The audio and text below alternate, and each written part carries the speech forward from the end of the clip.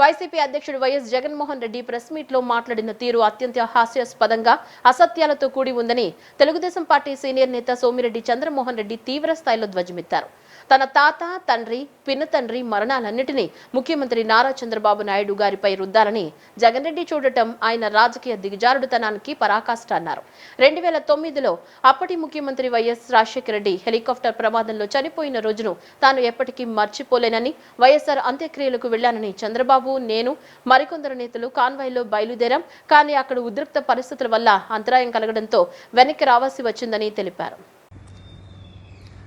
నిన్న వైసీపీ అధ్యక్షులు YS Jaganmohan Reddy statement press conference చూశారు.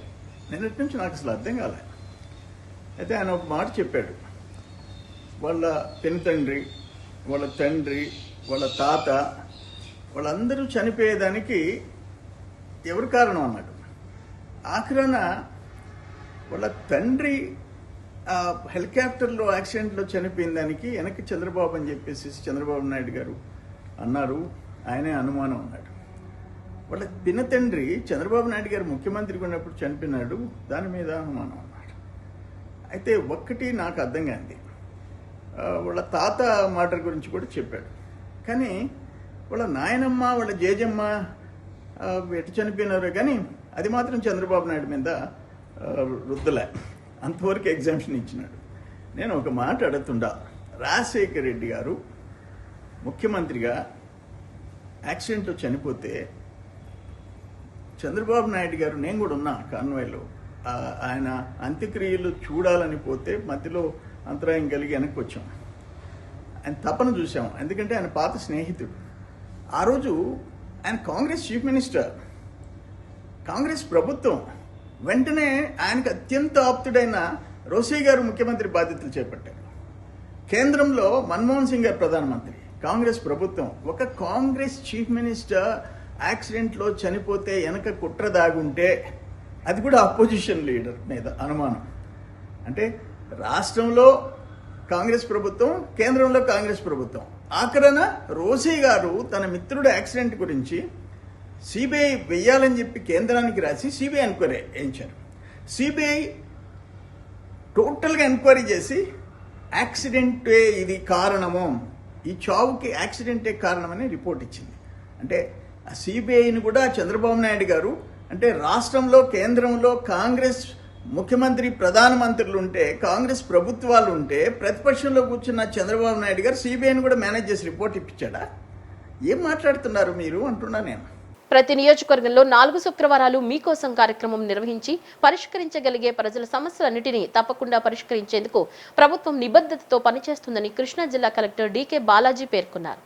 జిల్లా కలెక్టర్, సంయుక్త కలెక్టర్ ఎం నవీన్, పెడన శాసనసభ్యులు కాగిత కృష్ణప్రసాద్, నీకోసం నోడల్ అధికారి పోతురాజు, జెడ్పీ సీఈఓ డాక్టర్ జై అరుణ, డిపిఓ ఎం ధనలక్ష్మి, డిఎస్పీ శ్రీనివాసరావులతో కలిసి నియోజకవర్గ కేంద్రమైన పెడన ఫంక్షన్ హాల్లో ప్రజా సమస్యల పరిష్కార వేదిక మీకోసం కార్యక్రమం నిర్వహించి పెడన నియోజకవర్గంలోని ప్రజల నుంచి అర్జీలను స్వీకరించారు.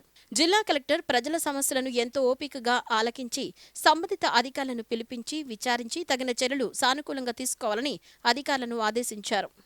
రెండవ పీజీఆర్ఎస్ సమావేశం ఏర్పాటు చేయడం జరిగింది. ప్రభుత్వ ఆదేశాల మేరకు ఒక నెలలో 4 వరుసగా ఉన్న 4 శుక్రవారాలు కూడా ఒకే నియోజకవర్గ హెడ్ క్వార్టర్స్లో మనం పీజీఆర్ఎస్ పెట్టాలి అనే ఆదేశం ఉంది. ఉద్దేశం ఏంటి అంటే, ఒకే చోటుకి ప్రభుత్వ యంత్రాంగం మొత్తం 4 వారాలు తరచూ వచ్చినప్పుడు సాల్వ్ చేయగలిగే ప్రతి ఒక్క సమస్య కూడా పరిష్కారం అవుతుంది అనే ఒక మంచి ఉద్దేశంతో ఈ కార్యక్రమం చేపట్టడం జరిగింది. దాంట్లో భాగంగా మన జిల్లాలో మొదటిగా పెడన నియోజకవర్గాన్ని ఎంచుకున్నాము. లాస్ట్ ఫ్రైడే ఒక్కసారి వచ్చాము, ఈ ఫ్రైడే వచ్చాము. నెక్స్ట్ ఇంకా 2 ఫ్రైడేస్ కూడా ఇదే ప్లేస్కి వస్తాము. ఇక్కడ ఇంకొకటి చాలా హర్షణీయమైన విషయం ఏంటి అంటే, లాస్ట్ వీక్ వచ్చినప్పుడు దాదాపు 11 ఎకరాలు 92 సెంట్లు, అంటే 12 ఎకరాలు అనుకోండి, 12 ఎకరాల భూమి 22Aలో పడింది అని చాలామంది వచ్చి ఫిర్యాదు చేస్తే అక్కడ దాదాపు 150 కుటుంబాలు ఉంటాయి. ఒక్క వారంలోపే ఆ సమస్య పరిష్కరించి ఈరోజు వాళ్ళందరికీ కూడా ఉత్తర్వులు కూడా ఇవ్వడం జరిగింది. యాక్చువల్లీ అంటే ప్రభుత్వ ఉద్దేశం ఏముంది, ఆ ఉద్దేశం ఈ రూపంలో సాకారం అవుతుంది అని నాకైతే అనిపిస్తూ ఉంది. ఖచ్చితంగా ప్రతి ఒక్క సాల్వ్ అయ్యే సమస్యని కూడా సాల్వ్ చేసేదానికి ప్రభుత్వం నిబద్ధతతో పనిచేస్తూ ఉంది. Thank you. ఈరోజు మరి ప్రతి శుక్రవారం కూడా గౌరవ ముఖ్యమంత్రి నారా చంద్రబాబు నాయుడు గారి యొక్క ఆదేశాల మేరకు ప్రతి నియోజకవర్గంలో కూడా మరి ప్రజాదర్బార్ కార్యక్రమం ఏర్పాటు చేయడం, అదేవిధంగా ప్రజల యొక్క సమస్యలని పరిష్కారం చేసే దిశగా ఈ కార్యక్రమాన్ని ఏర్పాటు చేయడం జరిగింది. అందులో భాగంగానే మరి రీసెంట్గా మరి కలెక్టర్ గారు కూడా ప్రతి నియోజకవర్గంలో ఈ కార్యక్రమంలో భాగస్వాములు ఉన్నారు. అలాగే అధికారులందరూ కూడా ఇక్కడికి వచ్చి ఏవైతే ఉన్న సమస్యలని పరిష్కరించడానికి ఈ కార్యక్రమం జరుగుతుంది. కూటమి ప్రభుత్వం ఏర్పడిన తర్వాత గౌరవ ముఖ్యమంత్రి నారా చంద్రబాబు నాయుడు గారు ఒకటే చెప్తా ఉన్నారు, ప్రజల యొక్క సాటిస్ఫాక్షన్ అనేది చాలా ఇంపార్టెంట్.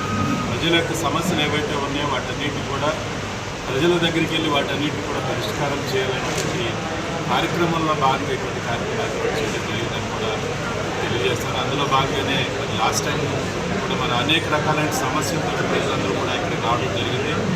ఆ సమస్యలు చాలా వరకు పరిష్కారం కూడా చేయడం జరిగింది. నాకు కొత్తగా చెప్పడానికి చాలా ఇంపార్టెంట్ అంటే ఎంతో కాలంగా జటిలంగా ఉన్నటువంటి సమస్యలను కూడా ఈ రోజున త్వరితగతిన ఆ సమస్యలన్నింటినీ కూడా పరిష్కారం చేయడం జరుగుతుంది. కృష్ణా జిల్లా గుడివాడ నియోజకవర్గంలోని శ్రీ కళ్యాణ వెంకటేశ్వర స్వామి దేవస్థానానికి చెందిన బంగారు కిరీటం తాకట్టు వ్యవహారం ఎట్టకేలకు కొలుక్కొచ్చింది. ట్రస్ట్ అధ్యక్షుడు పోకిరి మోహన్ రావు కిరీటాన్ని తీసుకొచ్చి కమిటీ సభ్యుల సమక్షంలో దాత మాటూరి సుబ్బారావుకు చూపించగా ఆయన భావోద్వేగానికి గురయ్యారు. శాస్త్రోక్తంగా స్వామివారికి కిరీటాన్ని అలంకరించనున్నట్లు కమిటీ సభ్యులు తెలిపారు. 2 నెలలుగా కిరీటం కోసం చేసిన ప్రయత్నాలు ఫలించాయని దాత కుటుంబ సభ్యులు ఆనందం వ్యక్తం చేశారు. భవిష్యత్తులో ఇలాంటి ఘటనలు పునరావృతం కాకుండా చర్యలు తీసుకుంటామని Aryavaishya corporation vice chairman Gokavarapu Sunil తెలిపారు. గత 2 రోజులుగా మన గుడివాడ నియోజకవర్గంలో శ్రీ కళ్యాణ వెంకటేశ్వర స్వామి గుడి కిరీటం గురించి రకరకాలుగా మనం చూసాం. పోస్టులు కానీ పత్రికల్లో కానీ ఎవరో ఇష్టం వచ్చినట్టు వాళ్ళు పెట్టుకుంటూ వచ్చారు. కిరీటం ఎక్కడికి వెళ్ళలేదు, ఇక్కడే ఉంది. మాకు కొన్ని ఇబ్బందుల వల్ల దాన్ని మాట్లాడుకుంటా దాన్ని చేసుకుంటా కొద్దిగా ఇబ్బంది పడ్డాం. అందులో భాగంగా కొద్దిగా డిలే అయింది, అంతమించి వేరే ఏం లేదు. ఈయన వయసు సుమారు 75 సంవత్సరాలు, అధ్యక్షులుగా ఉన్నారు. ఈయన గత ఎంతో మానసిక క్షోభకు గురయ్యి ఈయన ప్రాణానికి ఏమన్నా అయితే ఎవరు రెస్పాన్సిబిలిటీ అండి? ఇప్పుడు డబ్బు అనేది ఉంటుంది, పోద్ది, సెకండరీ. మొన్న సాక్షాత్తు లోకేష్ బాబు ఒక పాప ప్రాణం నిమిత్తం 10 కోట్లు ఖర్చు పెట్టి ఇంజెక్షన్ తెప్పించి ప్రాణాన్ని కాపాడాడు. డబ్బు కంటే గొప్పది ప్రాణం. చాలా మానసిక క్షోభకు గురయ్యి రకరకాలుగా కథనాలు మనం చూసాం. అవి ఏమీ లేవు. మేమందరం కలిసే ఉన్నాం. గుడివాడ నియోజకవర్గ ఆర్యవైశ్యులు అందరూ కూడా ఒకటే, మేమంతా ఐక్యంగా ఉన్నాం. జై వాసు, జై జై వాసు. ఎందుకనంటే ఒక దాత ఇచ్చిన దానికి తాకట్టు పెట్టారనే బాధతో మేము మా కుటుంబ సభ్యులందరం సఫర్ అయ్యాం. నిన్న కూడా మేము వస్తే మా మీద గొడవలు పడ్డారు. అయితే ఇవాళ తీసుకొచ్చి ఇచ్చినందుకు చాలా సంతోషంగా ఉంది. ఏం జరిగిందనేది గుడివాడ మొత్తానికి తెలుసు. కిరీటం ఇచ్చిందే కాకుండా నిందలు కూడా మేము పడ్డాం. మా పెద్దనాన్న గారి బాధ ఇవాళ చూడండి, మేము ఎంత బాధపడ్డాం అనేది తెలుస్తుంది మీకు. మేము ఎక్కడ వెళ్ళకోకుండా అన్నీ సామరస్యపూర్వకంగా చేద్దామనే ఉద్దేశంతోనే సునీల్ గారి దగ్గర పెట్టాం మేము. అయితే అది లేట్ అయింది. 2 నెలల క్రితం జరగాల్సిన విషయం ఇప్పుడు వచ్చింది. కమిటీ మెంబర్లందరికీ కిరీటం మళ్ళీ తీసుకొచ్చి ఇచ్చినందుకు సంతోషపడుతున్నాం. మీకు అది జాగ్రత్త చేయడం రాకపోతే మేము లాకర్ ఓపెన్ చేసుకుంటాము. మేము తీసుకొచ్చి అప్పు చెబుతాం. ఆ రోజు ఏ రోజు పర్వదినం ఉంటే ఆ రోజు, తర్వాత మేమే తీసుకెళ్ళి లాకర్లో పెట్టుకుంటాం. మాకు అలా అవకాశం కల్పించండి. దాంతోపాటుగా పెద్దల సమక్షంలో మేము ఎన్ని బాధలు పడ్డాం, ఎన్ని మాటలు పడ్డాం, మేమేదో రెచ్చగొట్టేసాం, మేమేదో నాయకులను తీసుకొచ్చి ఎంటర్ చేసాం, రకరకాల మాటలు ఉన్నాయి ఇక్కడ. అవన్నీ మాకు సంబంధం లేదు. మా కిరీటం మాత్రమే మాకు కావాలని అడిగాం. ఇక్కడుండే రాజకీయాలు ఎక్కడ ప్రపంచంలో ఉండవు. అన్ని రాజకీయాలు చేస్తూ ఉంటారు.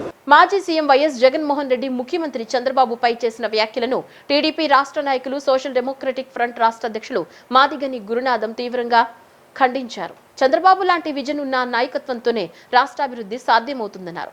గత 5 ఏళ్ల వైసీపీ పాలనలో అభివృద్ధి కంటే హత్య రాజకీయాలు ఎక్కువగా కనిపించాయని విమర్శించారు. హైదరాబాద్లో అభివృద్ధిలో చంద్రబాబు పాత్రను జగన్ గుర్తుపెట్టుకోవాలని ఎద్దేవా చేశారు. రాబోయే రోజుల్లో సీఎం చంద్రబాబు నేతృత్వంలోని కూటమి ప్రభుత్వం రాష్ట్రానికి అద్భుతమైన పరిపాలన అందిస్తుందని గురునాథం విశ్వాసం వ్యక్తం చేశారు.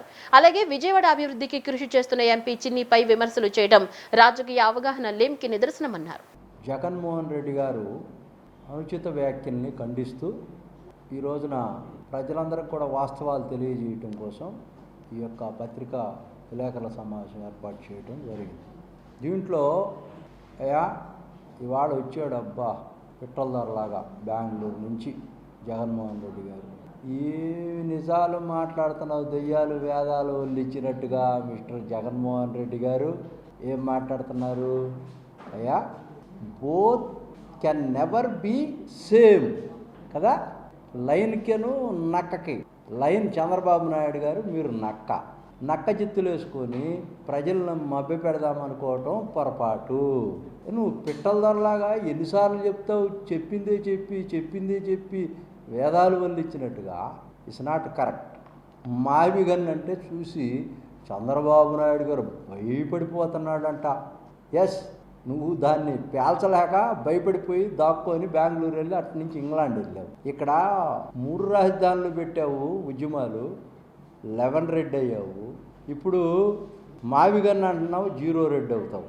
ఇక్కడ ఒక్కటి నేర్చుకో, జగన్మోహన్ రెడ్డి గారు రాజకీయాల్లో ఉన్నప్పుడు ఇక్కడ జరుగుతున్నటువంటిదంతా కూడా నేనేమనుకుంటున్నానంటే నువ్వు హత్యా రాజకీయాలు చంద్రబాబు నాయుడు గారు చేస్తున్నారు అని చెప్పావు.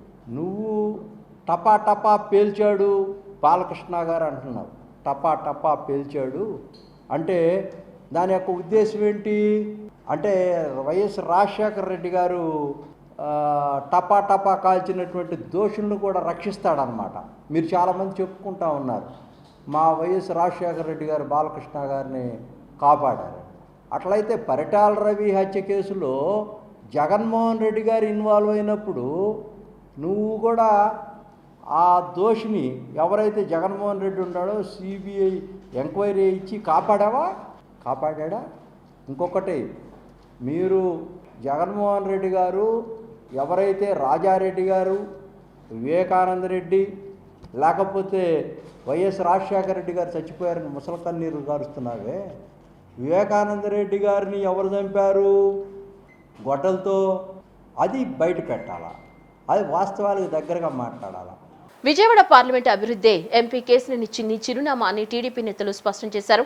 గురునానక్ కాలనీలోని ఎంపీ కార్యాలయంలో నిర్వహించిన మీడియా సమావేశంలో వైసీపీ ఎన్టీఆర్ జిల్లా అధ్యక్షుడు దేవినేని అవినాష్ చేసిన వ్యాఖ్యలను తీవ్రంగా ఖండించారు. గత 5 ఏళ్ల వైసీపీ పాలనలో కబ్జాలు, సెటిల్మెంట్లు మాత్రమే జరిగాయని విమర్శించారు.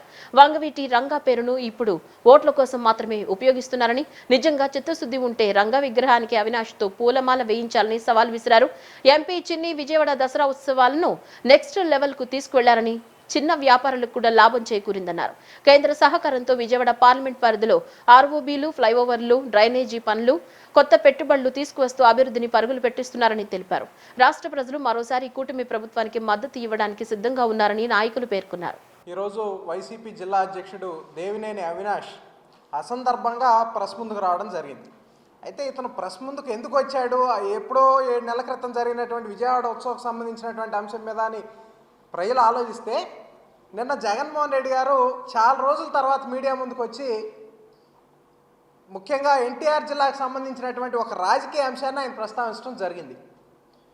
వంగవీటి రంగా గారి హత్య కేసుని ఆయన ప్రస్తావించడం జరిగింది.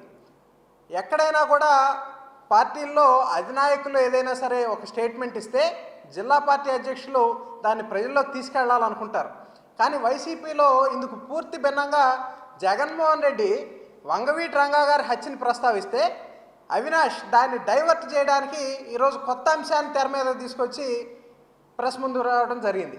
అయితే మనం చూస్తే ఈ వంగవీటి రంగా గారిని ఏదైతే జగన్మోహన్ రెడ్డి మాట్లాడుతూ టైగర్ రంగా అని సంబోధిస్తే ఇక్కడ ఉన్నటువంటి జిల్లా పార్టీ అధ్యక్షుడికి కుతకుతలాడిపోతూ ఉంది. మరి ఇక్కడ మనం చూసుకుంటే వంగవీటి రంగా గారిని ఏదైతే జగన్మోహన్ రెడ్డి నేను చెప్తా ఉన్నాడు, ఆయన హత్య కేసులో సంబంధించినటువంటి ప్రధాన నిందితుడి పేరు చెప్పకుండా ఎక్కడో అసలు నిందితుల జాబితాలో అసలు ఉందో లేదో కూడా తెలియనటువంటి వెలపూడి రామకృష్ణబాబు గారి పేరు చెప్పి తెలుగుదేశం ఎమ్మెల్యేగా ఉన్నారని చెప్పి బురద పూసే కార్యక్రమాలు చేస్తూ ఉన్నారు. అయితే ఇక్కడ స్పష్టంగా మేము ఒకటే అడుగుతా ఉన్నాం, జగన్మోహన్ రెడ్డి గారికి ఓడిపోయి 11 సీట్లు వచ్చిన తర్వాత మరి ఈరోజు రంగా గారు టైగర్ అని గుర్తొస్తే అంటే ఇప్పటిదాకా కూడా ఆయనకు తెలియదా? ఆయన ఓటు బ్యాంక్ కోసం ఈరోజు మాట్లాడుతూ ఉన్నాడే తప్ప రంగా గారు టైగర్ అని చెప్పి మాకు ఎప్పటి నుంచో తెలుసు. కన్ఫ్యూజన్ స్టార్ దేవినేని అవినాష్ గారు ఈరోజు నిర్వహించారు. ఈరోజు ఏంటా సారాంశం అని చెప్పి నేను కష్టపడినా ఏం చెప్పాడా? ఈరోజు విజయవాడ అభివృద్ధి జరుగుతూ ఉంది కదా, దాని గురించి ఏమైనా మాట్లాడా? లేకపోతే నిన్న వాళ్ళ అధినాయకుడు చెప్పాడు కదా, దాని గురించి ఏమైనా మాట్లాడా అని నేను విన్నాను. ఎప్పుడో జరిగిపోయిన దసరా ఉత్సవం గురించి తీసుకొచ్చి ఈరోజు విజయవాడ ఉత్సవం కోసం ఎగ్జిబిషన్ తీసుకున్నారు, ఆ భూముల గురించి మాట్లాడుతూ ఉన్నాడు. ఈరోజు డిరైవల్ అపాచర్ దేవినేని అవినాష్ గారు, మీరు నిద్ర మేలుకోండి దయచేసి. దసరా అయిపోయింది, సంక్రాంతి అయిపోయింది, పిల్లలకి వేసవి సెలవులు కూడా వచ్చినాయి, ఇంకా నువ్వు అక్కడే నిద్రపోయినట్టున్నావు. ఈరోజు రాష్ట్రంలో నీ వైసీపీ అధినాయకుడు ఏం చెప్పాడో కూడా తెలుసుకోలేని పరిస్థితిలో నువ్వు ఉన్నావు. ఈరోజు విజయవాడ నగరం గురించి నిన్న మీ నాయకుడు చెప్పాడు కదా, టైగర్ వంగవీటి మోహన్ రంగా గారి గురించి. నీకు నిజంగా మీ పార్టీ మీద చిత్తశుద్ధి ఉన్నా, నీ అధినాయకుడి మీద చిత్తశుద్ధి ఉన్నా, నువ్వు విజయవాడలో ఉన్న వంగవీటి మోహన్ రంగా గారి విగ్రహానికి పూలమాల వేయడానికి సిద్ధంగా ఉన్నావా? ఈరోజు నీ అధినాయకుడు చెప్పిన మాటలను కూడా నువ్వు పట్టించుకో. ఈరోజు ఎంతసేపు కూడా నీ రాజకీయ అవసరాల కోసం, ఈరోజు నీ రాజకీయ భవిష్యత్తు కోసం ఈరోజు నోటికి వచ్చిన అబద్ధాలు మాట్లాడుతూ ఉన్నాడు. ఈరోజు దేవాలయం భూములంట ఈరోజు తెలుగుదేశం పార్టీ వాళ్ళు దోచేసుకున్నారంట.